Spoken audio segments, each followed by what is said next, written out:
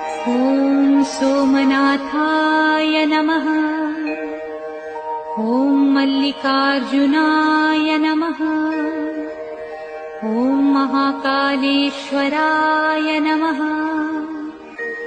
ॐ ओंकारेश्वराय नमः।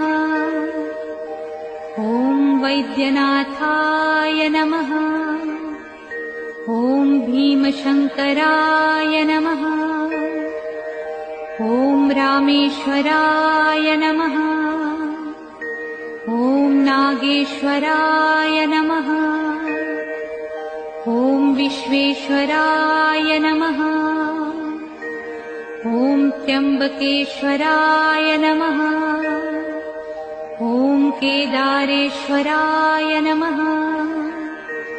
ॐ भुस्मेश्वराय नमः।